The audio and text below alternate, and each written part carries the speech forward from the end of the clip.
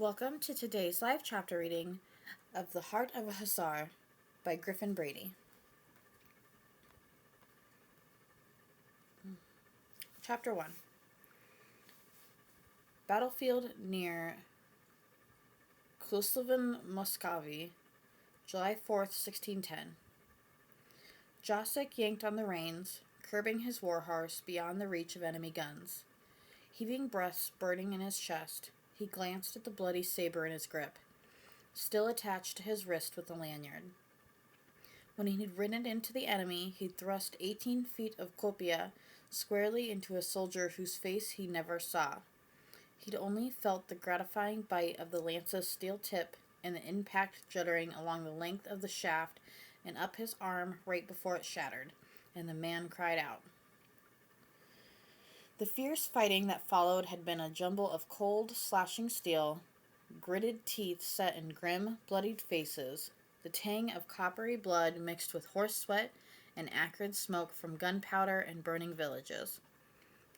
He'd pursued the enemy as they fled, and now stood quite alone on the outer fringes of the eerily silent forest. As if waking from a dream, he looked about.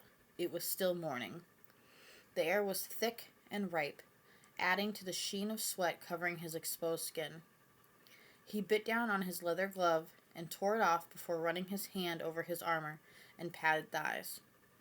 He felt his way around his body, his spirit lifting with each undisturbed inch he discovered. Movement between the trees jolted him back to the present. Josik! Narrowing his eyes, he scanned the battle haze that hung from evergreens and birches like gossamer veils draped over 100 brides. A horse and rider cantered toward him, and he recognized his best friend, Henrik, looming out of the murk. Henrik drew alongside, scrutinizing Josik through the leaf-shaped nose guard of his helmet. "What the devil were you trying to do back there?" Josik gave his friend a hard stare, masking his unease at his own reckless bravado. Why in God's name had he done it? Kill the enemy. What else? Henrik's horse turned in a circle. By leading the charge through one small gap in the fence under fire, since when have you had a death wish? His breathing leveling once more, Josik crammed the glove in his belt and glanced at his friend. "I have no death wish. I volunteered, and the captain sent me in. And God and all the saints saw fit to safeguard me." As Henrik stared at him, Josik continued, "I saw Lieutenant Gornicki go down." His own words jarred him, sending a fresh stab of dread through him. Henrik let out a snort and shook his head. "No doubt the captain would have picked you to lead the charge whether you volunteered or not. I want to see the look on his face when he realizes your blood does not soak the battlefield." Josik felt a rising urgency and dismissed the remark. "Does Gornicki live?" His voice sounded choked. Henrik looked away. "Henrik, what of Gornicki?" Henrik exhaled. "I don't know. I was rows behind you. By the time I went through, the gap had widened, and the melee was well underway." Josik tugged on his reins and pulled away. Henrik positioned his horse across Josik's path. "Out of my way, Henrik. I need to go back." Josik ground out. "No, you don't. We have other places to go." "Get the hell out of my way," Josik nearly yelled, as much to cover his alarm as to convince Henrik to move. He backed his horse, but Henrik shifted and blocked him again. "You may outrank me by 1 year, but I have my orders. The infantry has arrived, and they ready the guns. You are headed the wrong way, my friend. If you insist on you continuing, you'll likely get yourself and Jaroslawa," Henrik nodded at Jasik's horse, "blown up, and Lord Eric will have my head on a pike. Unlike our beloved captain, I venture he wishes to see you alive." Josik stopped and stroked his mare's neck. Shouts rose in the distance, but the small patch of ground where he and Henrik stood was steeped in preternatural quiet. No birds trilled, no insects hummed, no leaves rustled. The pawing of a hoof and his charger's soft snort were the only sounds. Henrik smirked. "Don't look so dumbfounded. We are to continue pursuing the enemy. You get to live a few more minutes, and with any luck, kill another dozen before they kill you." The big animal tossed her mane. jingling her turquoise-encrusted bridle. The clank brought Jacek back to the reality of the battle that had started before dawn only hours before. Jacek looked up at his friend. "Lead on." Just then the guns boomed, their reports roaring through the woods, followed by the dull popping of firearms. Wordlessly, he and Henrik turned and rode toward the terrible noise. With a satisfied eye, Lord Eric Krasowski surveyed the battlefield from his vantage point atop his warhorse. Pride swelled inside him. Despite a sleepless night plodding through rain and mud, his men had fought valiantly, battering the enemy's defenses in charge after ferocious charge. Why would he have expected any different outcome? Every one of his winged hussars had performed as he knew they would. He glanced skyward, and his elation turned toward disquiet. Not all his warriors were accounted for. He crossed himself, then sagged with a deep breath, praying neither his lieutenant nor his best warrior, Jacek Dabrowski, were among the battle's casualties. The day was growing hot, the clamminess curling itself upward in a creeping vapor that carried the fetid smells of blood and death along its tendrils. Eric looked toward a cluster of men. Among them was the general, Crown Field Hetman Stanislaw Zulkowski, negotiating terms with the defeated Muscovite army's mercenaries. As Eric pondered their exchange, a horse and rider caught his eye, and he raised his commander's mace. "Captain," he called. "My Lord Eric."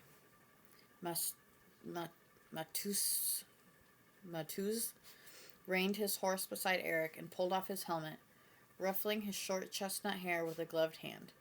Only 28, the fissures of Matuz's craggy face made him appear far older than Eric's 32. "What news of the men have you?" Eric asked. "We lost Gornicki. 2 missing, presumed dead. 5 wounded. The barber surgeon assures me they will survive. Overall, it appears the casualties on our side were a fraction of the enemy's. Quite remarkable, really." "Who is missing?" Jacek Dabrowski led a charge between the fences and came under fire. Neither he nor Henry Kalinowski has been seen since. Bile rose in the back of Eric's throat. "You know this for certain?" Matuz removed the glove and swiped his hand over his forehead. "I have seen Gornicki's body. No one has seen Dabrowski or Kalinowski since the charge. They didn't fall back, but it's a mess over there." Matuz jerked his chin toward the battlefield. "I can only assume they're dead and have yet to be uncovered." "Perhaps they were part of the pursuit," Eric posed. "Those soldiers have all returned," countered Matuz.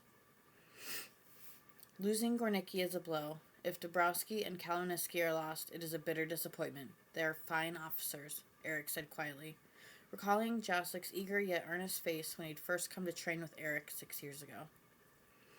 Matuz shrugged and turned a piercing blue-green stare on Eric. "Despite unbelievable odds, we triumphed, and you should take comfort in that. Better to lose a few of the inexperienced younger men who have no wives or children to grieve them." Eric glared at the man beside him. "You forget yourself, Matuz. Those inexperienced young warriors, as you call them, were as battle-hardened and courageous as any I have had the privilege of fielding. They may not have wives to grieve them, but they have mothers." Matuz sighed, glancing upward as he shifted in his saddle. "Of course, Eric, I did not mean. You will either address me as Lord Krasowski, Rotmistrz, or my lord." "Yes, my lord." Matuz settled the helmet back on his head, wiggling it in place. "I will check on the rest of our company." He turned his horse and pulled up short. "Sweet Jesus, I cannot believe it," he muttered. Eric glanced over his shoulder. 2 winged hussars rode toward them, a string of horses in tow. "Dabrowski!" Matuz barked. "Where the devil have you been?" Out of the side of his mouth, Matuz grumbled. "With the Muscovite camp whores, no doubt." Eric ignored him as Jacek and Henrik slowed to a walk, stopping in front of Matuz. "Sir," Jacek rumbled and looked past Matuz to Eric. "Jacek, Henrik, it's good to have you back." What happened? Eric asked. Glancing at Matuz, Jacek nudged his charger's flanks and pulled up before Eric. Begging your pardon, sir, but the infantry had begun their pursuit of the Germans, and Colonel Dunikowski ordered us to support them. As we returned from that effort, more of ours started after Shuski's retreating troops, but many stopped to gather treasure the Muscovites tossed aside, so we turned and chased that lot nearly 4 leagues. Eric's eyes flicked over Jasek's and Henrik's saddles. I gather by your empty saddlebags you did not join in the plundering. His gaze rested on the tethered horses. No, sir, but we found these foraging on our way back and rounded them up. We will deliver them to your camp. Keep your prizes. You earn them. Eric's eyes wandered to Matuz, who seemed to fume. Matuz, take Kalaminsky and check on the others. Weariness weighed heavy in Eric's bones, but he kept his shoulders erect as the two retreated. He glanced at Jacek sitting straight and tall in his saddle. Though bloodied and bedraggled, his garb was unmistakably that of the winged Hussar. A padded red coat skimmed the knees of dark breeches tucked into yellow leather boots. Over this he wore gleaming steel armor that covered chest, back, and shoulders. A thick black leather shoulder strap held his depleted powder horn and cartridge box. Clasped at his neck was a snow leopard hide, and atop his head a plumed helm. Eric's costume was like Jasek's in all ways but one. Eric wore a male skirt that fell just above the knee. At the back of each man's saddle, mounted to the cantle, rose a slender wooden shaft that held a row of eagle feathers. While Eric stood defiant and unscathed, Jasek's was missing feathers and listed precariously. A little worse for the wear, eh, Jacek? Nothing a hot meal and a sound sleep cannot cure, my lord. The two men stood side by side, surveying the scene in reverent silence. The battlefield, only recently a simple swath of farmland, was thick with churned, wet earth, and shrouds of milky brown sludge mixed with blood. Black smoke curled upward.